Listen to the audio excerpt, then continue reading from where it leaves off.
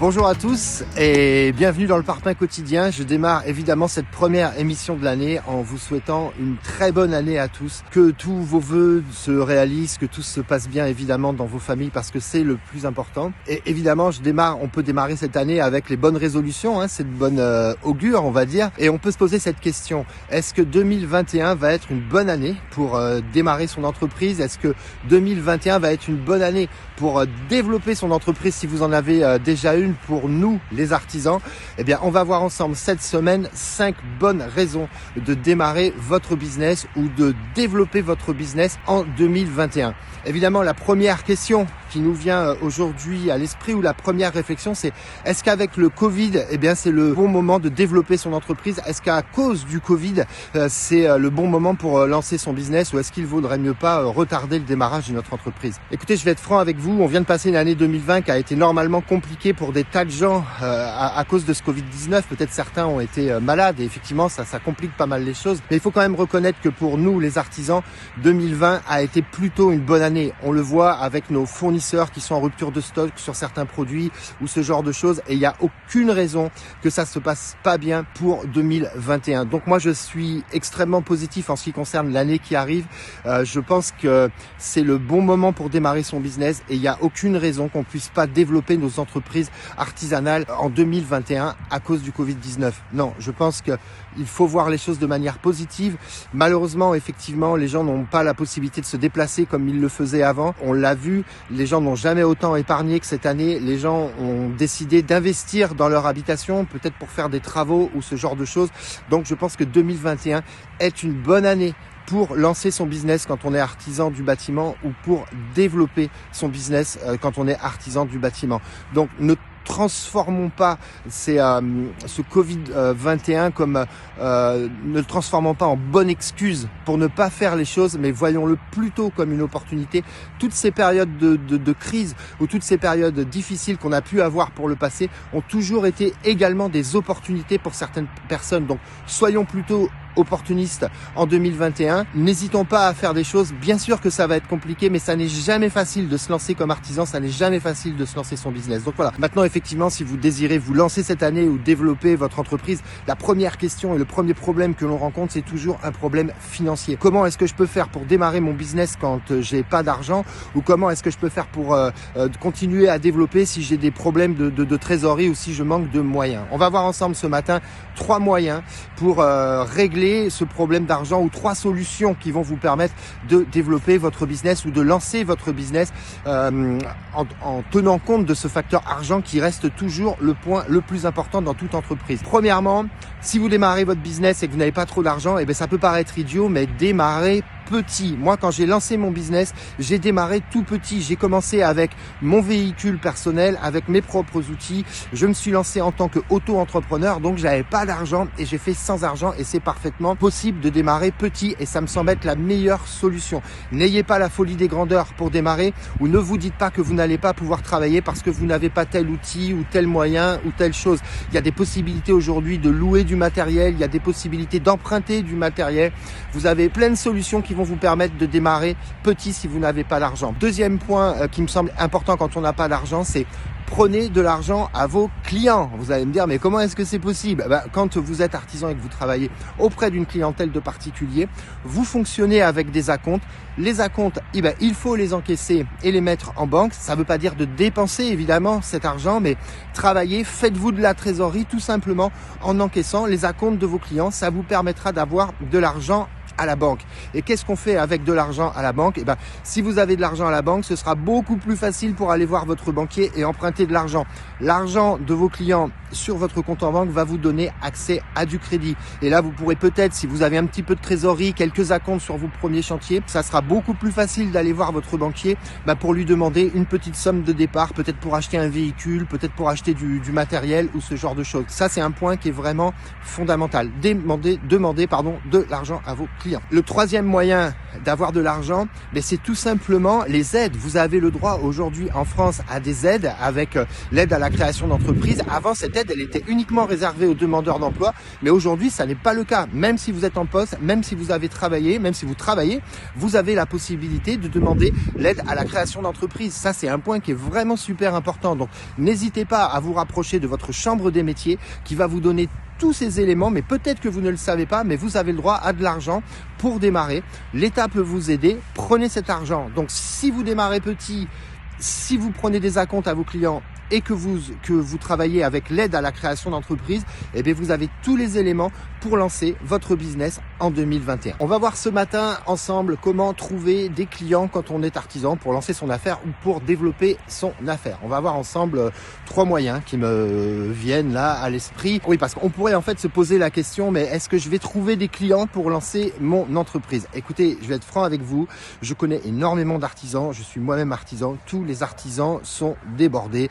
Tous les artisans qui travaillent correctement, ils ont du boulot. Donc, ne vous inquiétez pas, vous allez trouver du travail. La seule chose, c'est qu'il faut s'y prendre de la bonne manière. Alors, la première chose à faire, ça peut être quoi? On n'est pas obligé de le faire dans l'ordre où je vais vous les donner, mais ce sont des idées qui viennent comme ça, que moi-même j'ai utilisées dans mon business.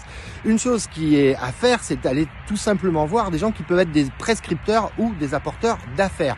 C'est qui? Ça peut être les architectes, les courtiers en travaux, les agences immobilières, les syndics de copropriété. Donc n'hésitez pas en fait à prendre, à démarcher, à prendre vos petites cartes de visite et aller vous faire connaître auprès de ces gens-là. Moi, je connais beaucoup d'architectes, beaucoup de courtiers en travaux et ces gens-là cherchent des gens sérieux à qui ils ont du travail à donner. Donc, n'hésitez pas à aller les démarcher. C'est vrai que c'est à vous de faire cette démarche. Les gens peuvent pas savoir que vous êtes à votre compte. Donc, vous devez faire le premier pas. C'est un petit peu comme en amour, Il faut faire le premier pas. Sinon, les autres vont pas venir forcément nous voir. Donc ça, c'est un point qui est important. Première solution. La deuxième solution, peut-être que ça peut être une bonne résolution pour l'année 2021 si vous avez déjà votre entreprise, c'est tout simplement de créer un site internet pour vous faire voir. Il y a des tas de possibilités aujourd'hui en ligne de créer son site internet avec des moyens qui sont pas forcément fous. Si vous vous référencez avec Google My Business, je peux vous garantir que vous allez être géolocalisé et que vous allez avoir des appels et il faudra évidemment que très rapidement vous ayez des avis clients et avec des avis clients positifs, vous allez voir que vous aurez du boulot, il n'y a aucun problème. Donc si vous n'êtes pas encore visible sur internet, c'est une erreur. Vous devez être visible sur internet parce qu'aujourd'hui, quand les gens cherchent un artisan, quand vous-même vous cherchez quelque chose, vous avez le réflexe de demander à Google. Donc, faites en sorte que Google puisse vous trouver facilement. Donc, vous avez plein de moyens de faire un site. Si vous cherchez des conseils, n'hésitez pas à me le mettre en commentaire et je vous répondrai et je vous donnerai quelques tuyaux pour vous aider, vous faciliter la vie pour la création de votre site internet. La troisième chose pour trouver des clients, c'est tout simplement de faire de la pub. Vous pouvez absolument faire des flyers à mettre dans les boîtes aux lettres. Vous pouvez, quand vous avez un chantier, mettre une pancarte sur le chantier, habiller votre véhicule de chantier. C'est un petit peu l'ancienne méthode, mais je vous garantis que ça fonctionne. Pour la méthode du flyer, évidemment, si vous faites un flyer un petit peu pourri qui ressemble à rien ou qui sort pas du lot, ça fonctionnera pas. Mais réfléchissez, regardez à quelque chose qui soit un petit peu innovant, un petit peu original. Mais c'est également une possibilité pour vous faire connaître.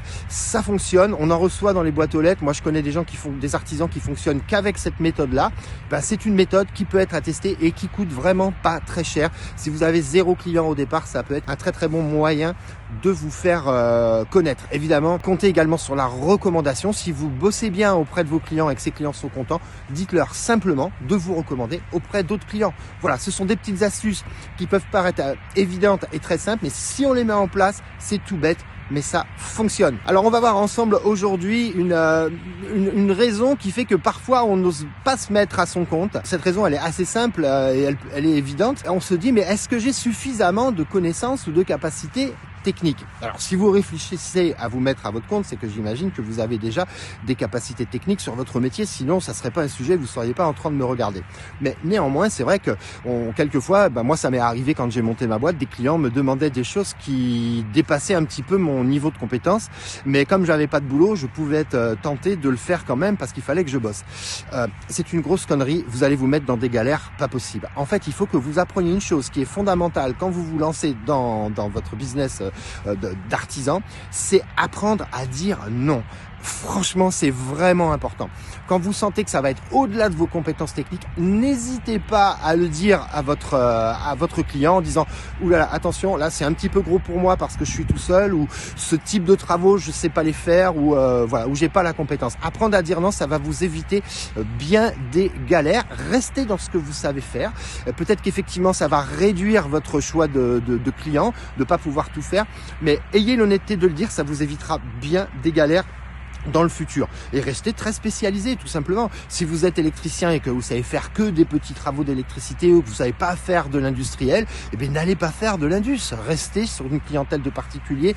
Rassurez-vous, avec de la patience et du temps, vous trouverez votre marché de niche auprès de votre clientèle. Ne vous inquiétez pas pour ça. Mais n'allez pas vous lancer dans des trucs énormes. Si vous êtes maçon, c'est la même chose. Si vous vous lancez tout seul en maçonnerie, n'allez pas vous lancer dans des chantiers pharaoniques et dans lesquels vous risquez de vous retrouver débordé et de pas pouvoir assurer le service qu'attend votre client. Et là, vous allez directement dans le mur. Donc, démarrer petit, on peut pas tout savoir dans un métier. Je veux dire, c'est si demain vous montez artisan, on pourra pas vous demander de faire le pont de Millau. Il y a un moment donné, il faut être logique, il faut être cohérent. N'ayez pas de honte par rapport à ça. Restez dans ce que vous savez faire et apprenez à dire non à vos clients. C'est un point qui est très très très important. On va voir ce matin ensemble un point qui est des fois limitant quand on veut monter sa boîte, qui est de se dire ouais mais moi je sais pas vendre et donc je vais pas pouvoir être artisan, je vais pas pouvoir me monter parce que tout simplement je suis pas un vendeur, je vais pas savoir vendre mes chantiers. Ce qui n'a rien à voir avec le chiffrage. Le chiffrage, on en parlera une autre fois. Je parle simplement de la manière de vendre quelque chose à ses clients. Je vais vous dire sincèrement quelque chose. Si vous savez pas vendre, c'est plutôt une bonne chose. Pour moi, un artisan, ça n'est pas un vendeur. Très souvent, quand je pense à mon métier, je dis souvent qu'on est un petit peu comme un médecin. Pourquoi ? Parce qu'en fait, quand on est appelé chez un client, souvent il a un problème ou il a un projet et il va nous demander notre diagnostic. Et nous, on va poser en fait notre diagnostic sur le problème et on va faire une proposition chiffrée. Ça n'a rien à voir avec la vente. Vous n'avez rien à vendre du tout. Quand vous arrivez chez un client, la première chose à faire, c'est dites-vous que vous n'avez rien à vendre. Écoutez le besoin de votre client, écoutez ce qu'il a à vous dire avant de faire une proposition. Moi, je vois trop de gens proposer des choses sans avoir écouté le besoin du client et à l'arrivée, vous faites une proposition qui est complètement à côté de la plaque en vous disant voilà, il faut que je vende mon truc. Donc, ça n'est pas une excuse, ça n'est pas une raison et c'est plutôt une bonne chose que vous soyez pas un vendeur. Soyez à l'écoute de vos clients. Posez un diagnostic sur un problème, proposez une solution au problème du client. Soyez poli, courtois, serviable, à l'écoute, au service et rassurez-vous, le client vous fera confiance. Il n'y a aucun problème de ce côté-là. Donc, si vous n'êtes pas un vendeur, c'est plutôt une bonne chose. Vous n'avez pas besoin d'être un vendeur pour être un artisan. Voilà, c'était un conseil court, c'était un conseil simple, mais c'était un conseil important. Voilà, je vous souhaite un bon week-end. Passez une bonne fin de semaine et on se retrouve la semaine prochaine dans le Parpaing. Salut, salut!